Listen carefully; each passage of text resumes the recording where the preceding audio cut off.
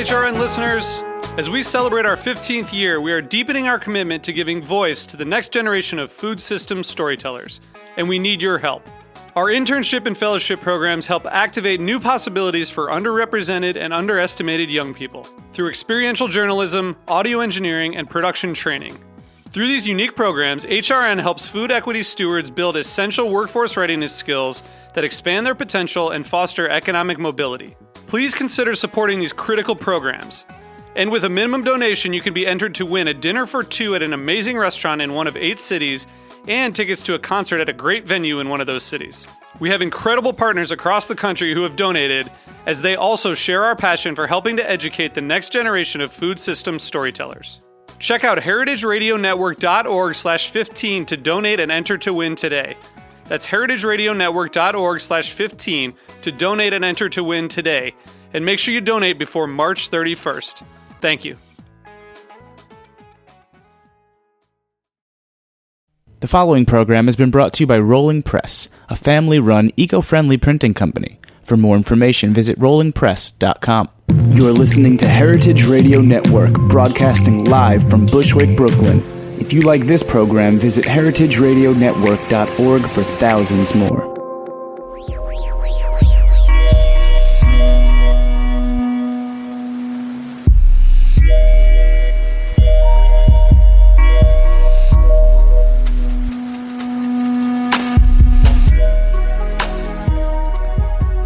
Welcome. You've tuned into the Heritage Radio Network. You're listening to The Farm Report, and I'm your host, Erin Fairbanks.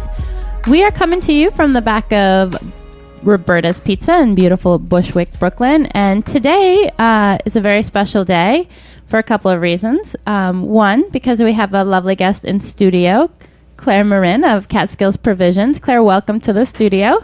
Thanks, Erin. I love coming here. It's my second time, and I'm very excited. Well, that's what we were just talking about. That's the other very special thing about today is we just found out from Jack that Claire was a guest on the Farm Report exactly 1 year ago to the day. So if you want to check out the last episode, it was episode 110 of the Farm Report, where we really tucked into some of her beekeeping prowess. But today, we're going to kind of go through a little bit of update and exploration on her business, Catskill's Provisions. So Claire, maybe we should start with a little bit of background on the business and what you guys do for listeners who aren't familiar. Sure.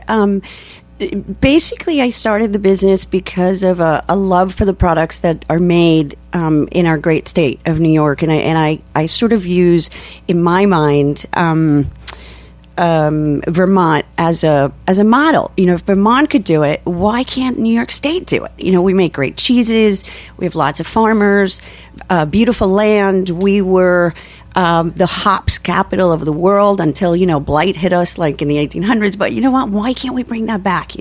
Obviously the food movement that's going on in Brooklyn, it goes across all ages. You see like 18-year-olds, 19-year-olds so fervently into food, and they're foodies being born every minute. So it's really cool. It's not just the 40-something crowd that has money to travel that has access to this. We all have access to this stuff. So I was like, you know what, we really could do this. And I had been in publishing for 15 years. I was like, sort of corporate, it was just whatever, but I gained, a lot of knowledge and about many things. But I really wanted to do something that was more of a give and take, the land, people unifying, an exchange of good things going on. And I got into beekeeping like 9 years ago, and honey was really the platform that we started with. And then maple syrup came about because our fall honey has so many maple notes in it that,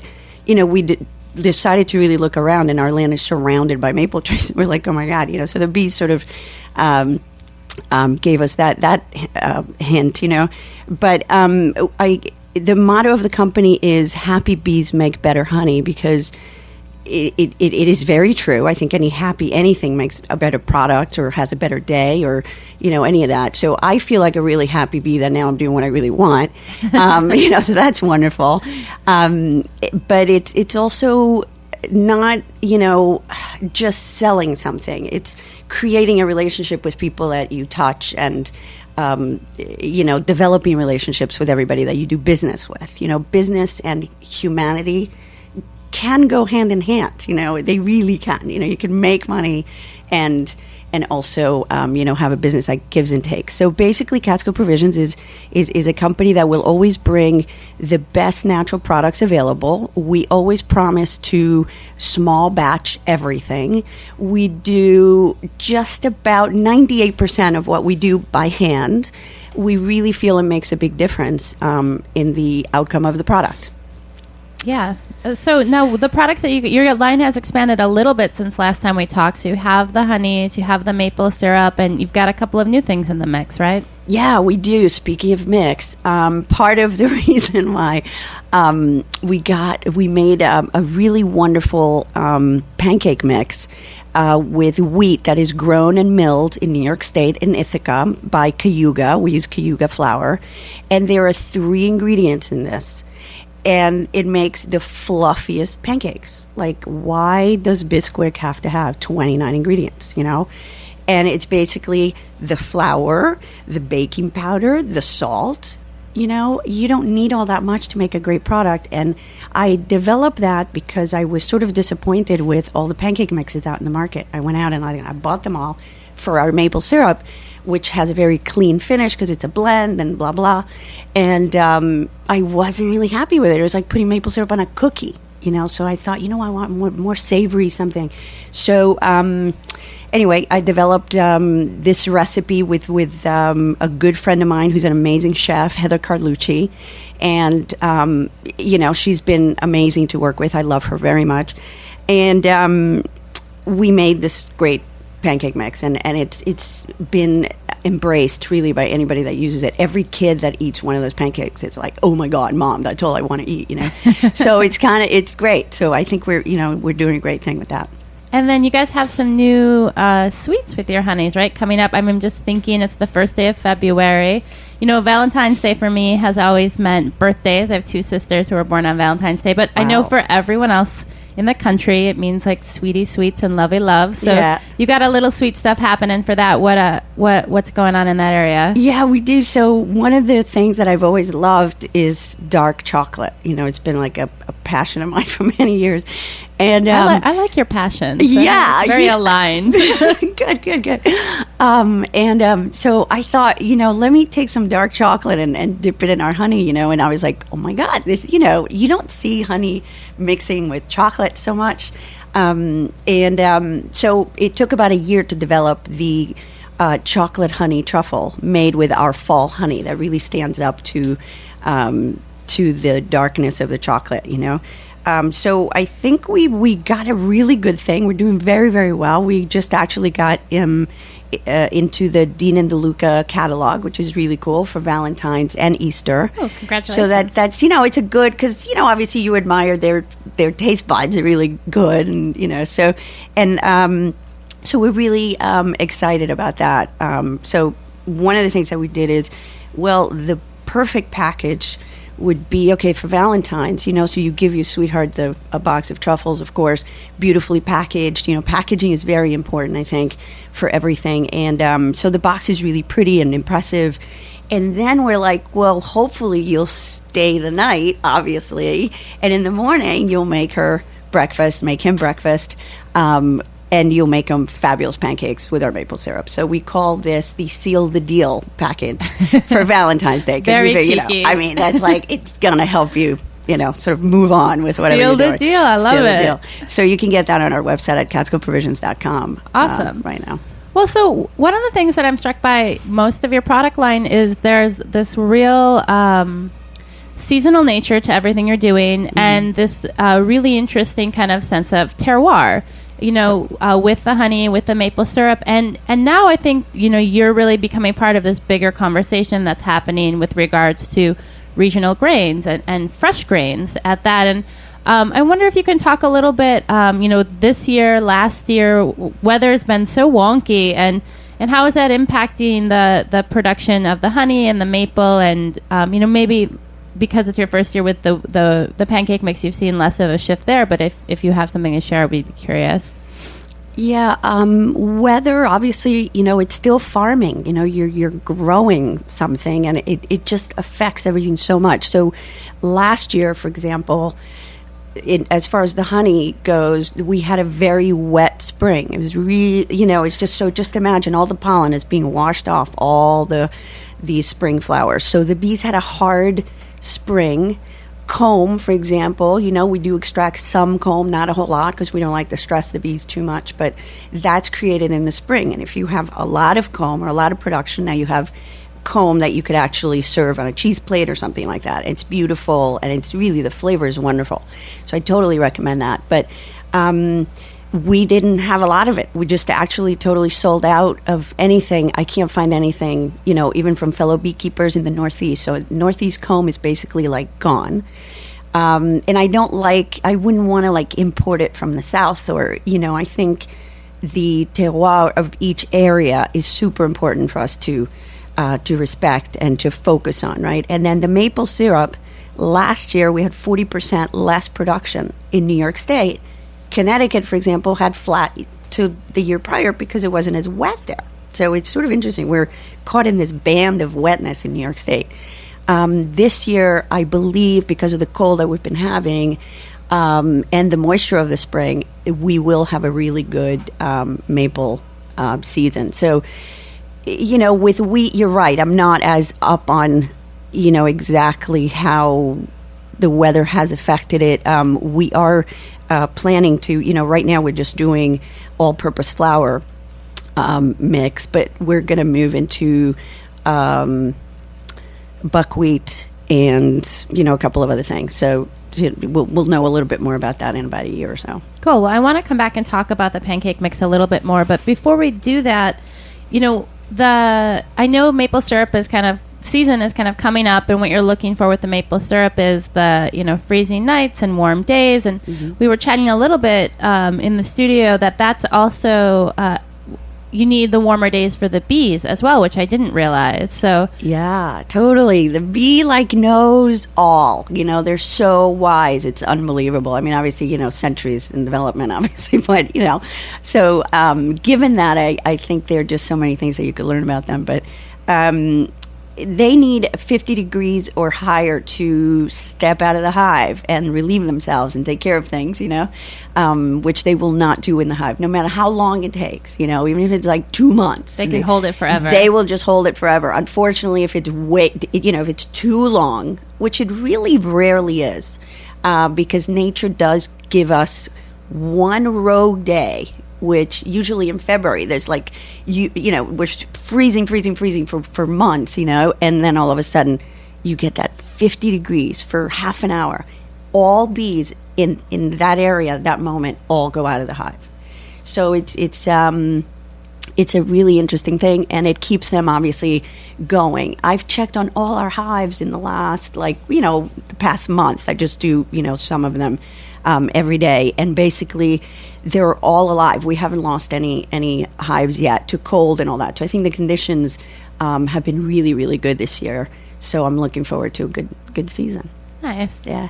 And then kind of tucking back into the grain and the pancake mix conversation. Now, you said you were working with Cayuga. I'm curious, can you tell us a little bit about, when you decided to look around for a pancake mix? Were they the obvious choice, the only choice? How did that kind of partnership start? Well, I've been a great admirer of what they do. I think their pricing is really good. There's a lot of passion behind that company. It's still the same people that started it, that run it, so I think there's a really good vibe there. And I thought, it is upstate. I'm trying desperately to bring as much revenue upstate as possible because obviously, we're, under the cloud of possible fracking. And I think if the state realizes how much we grow and make, that could totally be affected negatively by fracking. There may be an option. There may be another choice, So I've been very, very focused on that area. And I've tried other flowers, and I love their consistency. It's really fluffy. It's always, always the same. And I like working with them a whole lot. It's like one of those interesting products that, like, as we engage more and more in thinking about where our food comes from, the idea of like a fresh flour or a fresh grain is kind of for me. I feel like a belated glimpse of the obvious, but I'm sure definitely in parts both kind of some of the texture components that you're seeing, but also the flavor. So yeah, there's no doubt. I mean, look, I'm always amazed. Like if you make one of these pancakes, you're just like amazed. It just rises by itself. It's not, and even if you don't, the baking powder, yes, of course it affects it, but even if you made just with the flour, I've done it, and the flour itself is just like wonderful because, it hasn't been packed in big, huge vats and thrown in a truck and brought in from South Dakota, wherever, and thrown in, in a warehouse for months and climate controlled or not climate controlled. It's just, this is basically grown, milled, and within 60 days it is in a bag on your table, hopefully. So that makes a huge difference. Hopefully really on your breakfast table, February 15th. If you want to get that Seal the Deal package, you can find that and all of her wares at www.catskillsprovisions.com. So packaging, you touched on that earlier. So I know, you guys are in your second year of business? Yep, second year. Can you talk a little bit? I mean, when you started, you were packing in your apartments, and has the business grown? I mean, obviously you've brought on new products, and the packaging, I will have to say, is beautiful. The truffle box, I felt, full disclosure, I did get pre-sent a box of truffles, which I was remiss to share, but did. And then the box is so pretty. I'm like trying to figure out something to do with it or where to put it. But can you talk a little bit about the actual kind of packing process and then the actual packaging? Yeah, I mean, we really, in the last 2 years, I basically was doing just about everything. So deliveries, for example, were really important for me to do. For the first year, almost to like a couple of months ago, I just proudly hired 2 people here in New York City and 1 upstate, besides the beekeepers, obviously, that we work with. And I'm very happy about that. Like there's a lot of, a nice amount of money flowing through Catskill Provisions to people to, it's pretty neat. And I have to thank everybody that has been very loyal clients for us. The chefs that we supply have been amazing, but I think to that, I want to add that the personal touch of the person, the founder of the company, is so important to creating a really good relationship, both in company and outside of the company. Like I see those chefs like once a week, every week, for the last 2 years. So the relationships are there. It's, we learn a lot from each other. We talk about, weather-wise or effects of the weather, just like we did. So we have similar conversations as what we're having this morning. And it's, I think a really good way for them to understand the product and what goes into making it. It's really important. I think the founder's going to give you that, not the guy that you're going to hire just to do your deliveries or whatever. But I think it's daunting to think of how many things you have to do. So you have to create the product, you have to pack it. Now I, take the beekeeper's hat off. Now collect the honey. It's we put them basically in barrels, and then from the barrel goes to a 60-pound bucket, and then from that bucket we put it in a filling bucket, and basically it has a spout. So it's really done by hand. It really is, because honey, if you don't heat it. It doesn't liquefy so much. It tends to crystallize with cold, with change in temperature, because it's raw. You didn't heat it, so it's got all its goodness and antibacterial properties and all that. So you definitely should buy raw honey always. But of course, we can't put it through any hoses or packing anything. So it's done by hand. Like yesterday, I was doing it, and I was like, "Can you take a photo of this? Like, this is the coolest thing, because it's like it's a beautiful product. Obviously, the colors and all that are really nice, but every jar gets done that way, And our hexagonal jar, which we love and we're very, into holding on to, can't really go through a labeling machine. because it doesn't roll easily. So that's why you see a lot of new products like in round, everything's round. And of course, then our maple syrup bottles are square. So there you go again. So like a little challenge with that too. But I think it adds to the lack of overproduction that's going on with us and our products and all that too. And also the pancake mixes are, obviously, we do these things in kitchens that are, rated and all that stuff. But I think, it matters that you have, human hands doing these things, I'm curious, you mentioned the shape of the honey jar and the shape of the maple syrup bottle. When you chose those, were you making just an aesthetic decision and then you were like, oh shit, the labeling is going to be a pain in the butt now? How did that, do you wish you would have Magic Wand kind of had that information, or did you have that information and just say whatever, or how did that? I honestly didn't have that information when I chose a hexagonal jar. I think it's something that it's underused. You don't see it that much, and I thought, wow, it's kind of old world, a little bit European sort of. I thought it's beautiful. I like it. The black cap, the orange, so I didn't go to the next thought, which would have been, when I get really big, how am I going to do this? I really thought, what, this is where my honey belongs, and that's that. So I think there's an honesty to that is part of the success. It really is. People love that. The fact that, you did this because this is what you love and that's what you do. So part of what happens with that plan is that I can't really increase honey production to, thousands and millions of gallons, let's say, So what we've done now is basically looked at, okay, our business plan a little bit, where do we go next? It's 2 years. Let's create products that are extensions of honey and maple syrup. Sweeteners, we're sweetening wonderful things with honey and maple syrup instead of sugar or high fructose corn syrup or cornstarch, any of those things, So, we feel that, mom and the kid and anyone else is going to be healthier if they're eating, things that are just more natural, right? So we've discovered that maple syrup makes an amazing, for example, simple syrup, right, to sweeten cocktails. Mm-hmm. So we have these cocktail recipe cards, so we've made many cocktails with this stuff, trust me, a lot. And I test them all a few times. Really delicious stuff.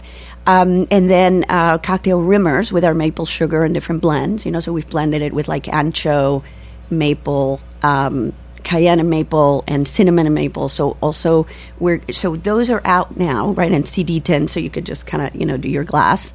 And we're rolling out also meat and veggie rubs with this, with these sort of concoctions, the maple sugar with something else. So I actually made a pork loin this week that was outrageous with the cinnamon and maple one. It was outrageous. It was so delicious. So there are a lot of different things that we can do. And then the next thing, too, is going to be marinades made, sweetened with our honey and maple syrup as well. The possibilities are endless. No, it's true. I swear to God, if I, like I said to you before, if I woke up at 2 a.m., I would have something to do until in 24 hours I could be up. It's wild. It's fun. Well, we are going to take a quick break, and when we come back, I want to talk a little bit about the relationship building and the business retailing side of what you're doing. Fantastic. So hang tight. Okay. Oh, baby, come on. And now we ain't too young to. You're listening to All Night Long by the California Honey Drops on heritageradionetwork.org. It's all right. Baby's all right. Well, it's all right, baby, if you stay all night, baby, all night long. All right.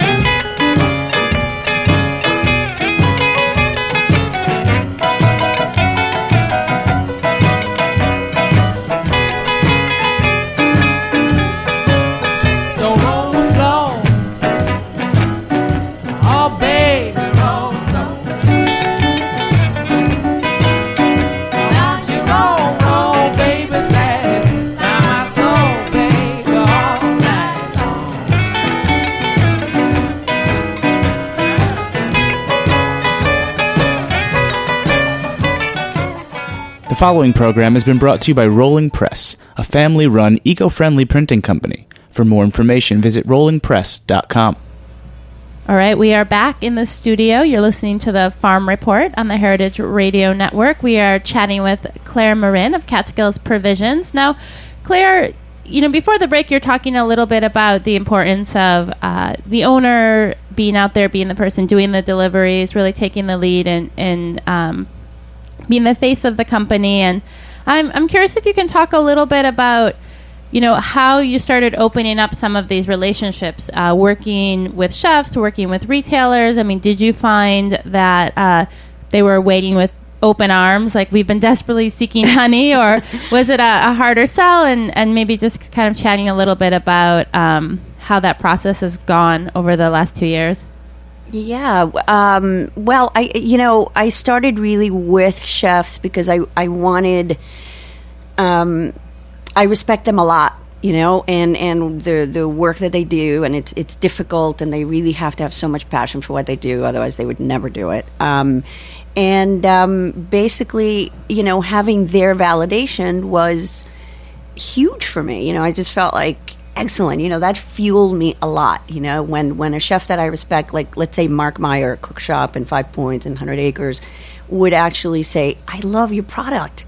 It's really, it's an honor, to carry these guys. So I love that a whole lot. I think their honesty has been incredible. Their support. Dan Kluger, for example, at ABC Kitchen is super supportive. Like, really, when I'm sitting down with him, like I just cold called him. I like what he does, and he sat with me and like just talked to me for like half an hour. Totally interested in what we do and how we do it and all that stuff. There's that mutual passion for what we each do and what each other does. So it was a really nice, again, exchange. I think in the retail arena, there's something missing a little bit. Once you get away from like the smaller store, like the single, Stinky, for example, like Stinky Brooklyn. Stinky Brooklyn. They're there, you husband and wife, and they do their thing. And I think when you get into the bigger ones, it's a little bit difficult. For example, not to be a negative example at all, but I think if you're talking to somebody like a Citarella, let's say, or something, it's impersonal. It's not, you're not really meeting with someone. I think Whole Foods, for example, is doing an amazing job now that they actually have like a focused forager for each region. It's freaking fabulous, of them to think about that, because otherwise it's impossible for them to have contact with a farmer. Like who do you call? What do you do? And so they're making great strides in that way, and also a lot of focus in the organics and all that stuff, and the what is it? Conscious capitalism. Again, I totally agree with that. It's cool to make money. It's great to earn a good living and do good things, but it's really good if you give back. There's that give and take. It's not just, here's my product, let me take the money and that's it, and send me the order whenever you need it. So one retailer that I think is making, I'm a great admirer of Italy. And I love Italy, the country and the food and the wine and the people. I just love Italy, And for years, so all of a sudden Italy opens up and I'm like, oh my God, I got to see my products in here. This is like, and it was like a year ago at least that they opened, if not longer.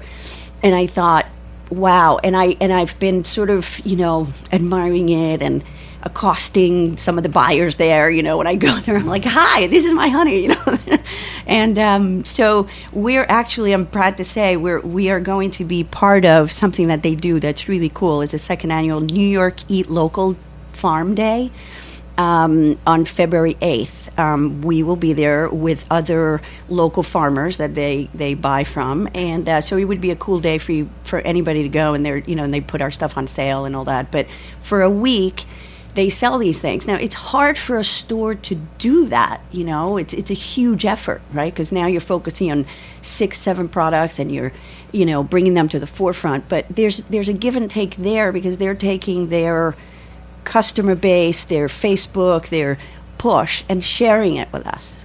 So there's a co-sale going on, a promotion of what we do and not just come to Italy, So I would love to see more stores doing things like that. I think consumers would love it because you're giving them, a very fair price.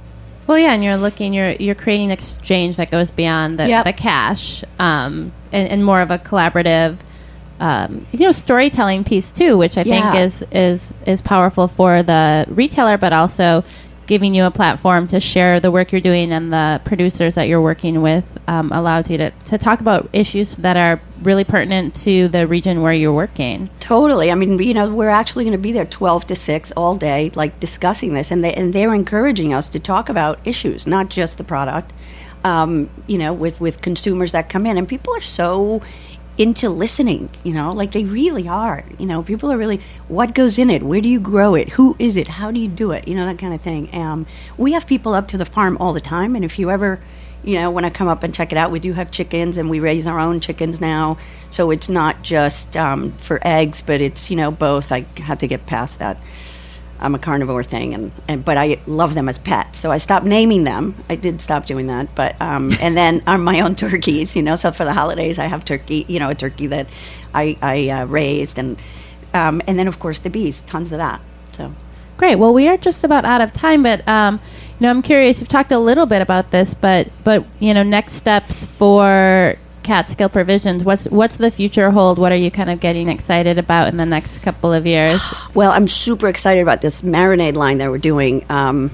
Really, pretty cool stuff. Like one of them is a fig balsamic honey marinade that is, it's just so simply made and so outrageous. You want to put it on everything. So we're gonna have that coming out any minute. Barbecue sauce, we're actually packing it all up in the next 2 weeks, so look out for a launch on that. And I think developing a few more products, not a whole lot. I mean, I'd like to definitely work on establishing better relationships with consumers directly. Obviously, our website has gotten so much better, and there are a lot of more recipes and blogging going on, which is really good. So we're better poised to do all those things now, so you'll see a lot more growth in that way.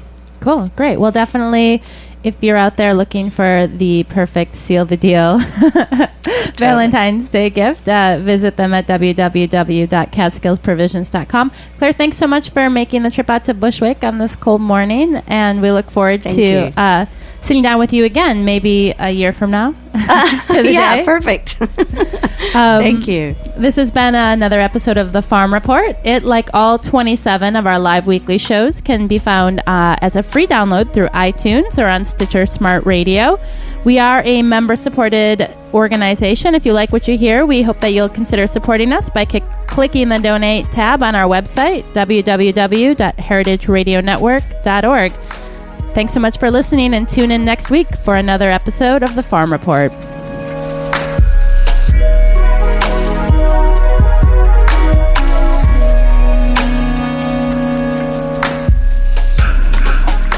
The Farm Report theme song is courtesy of Obesity. You've been listening to heritageradionetwork.org.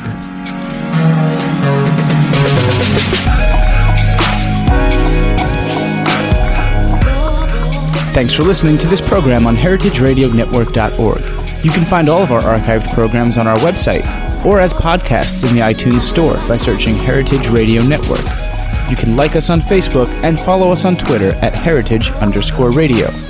You can email us questions at any time at info@heritageradionetwork.org.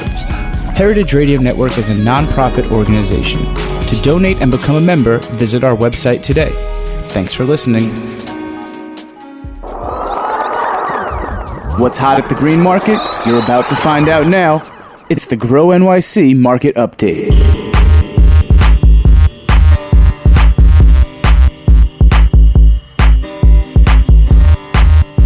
All right. Thanks for tuning in. You are listening to the Grow NYC Market Update. We are on the line with Liz Carollo of Grow NYC's Green Market. Liz, what is shaken?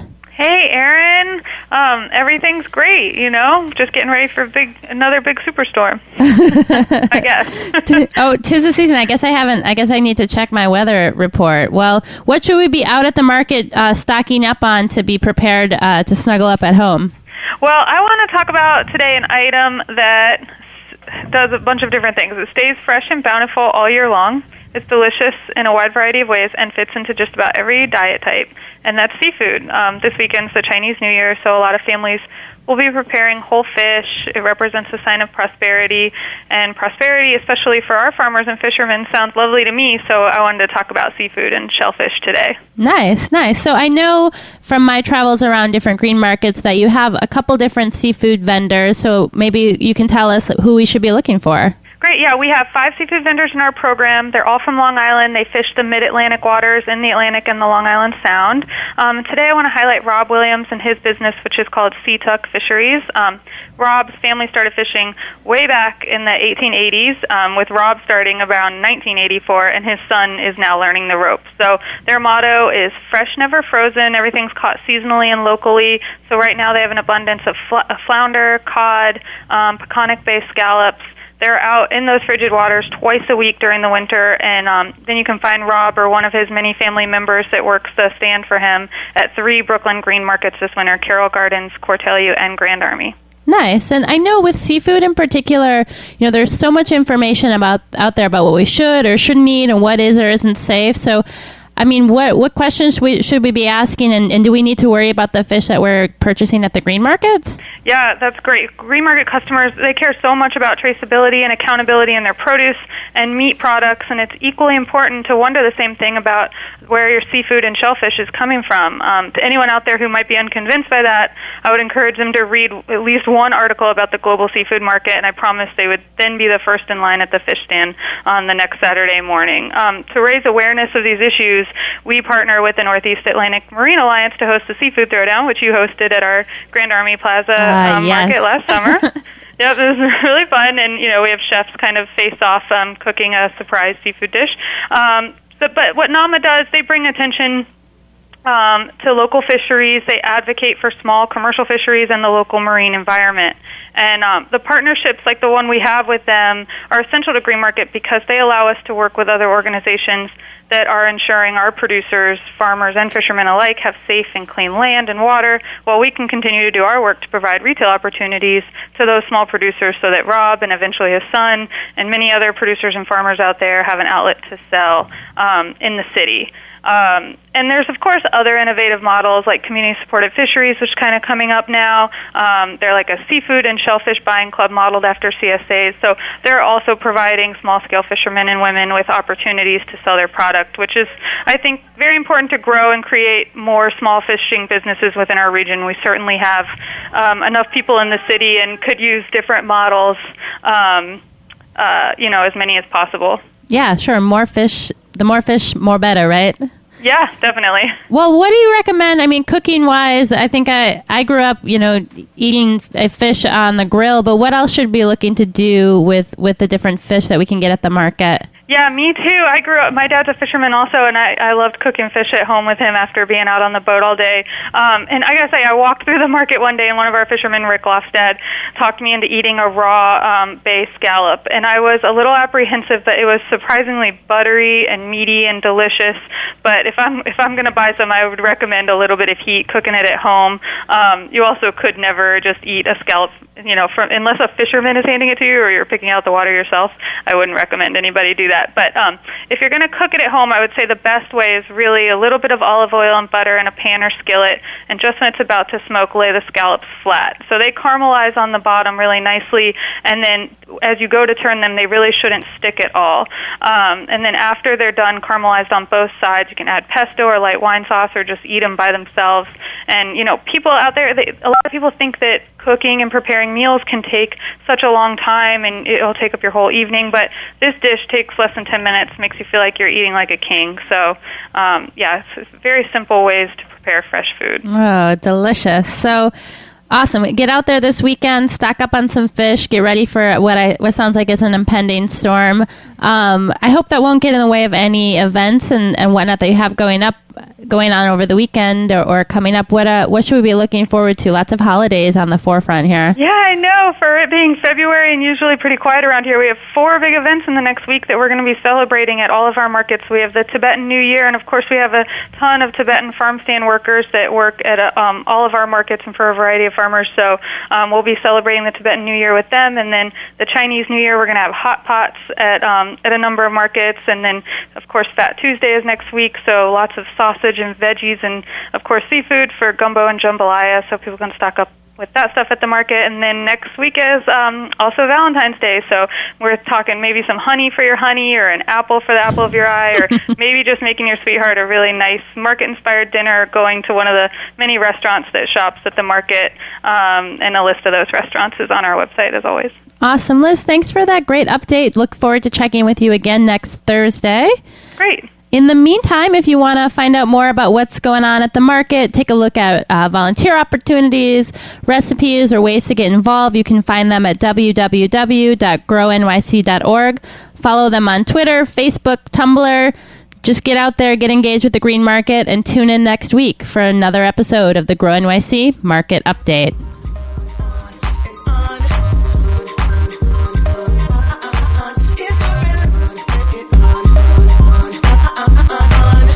Thanks for listening to this program on heritageradionetwork.org. You can find all of our archived programs on our website or as podcasts in the iTunes Store by searching Heritage Radio Network. You can like us on Facebook and follow us on Twitter at @heritage_radio. You can email us questions at any time at info@heritageradionetwork.org. Heritage Radio Network is a nonprofit organization. To donate and become a member, visit our website today.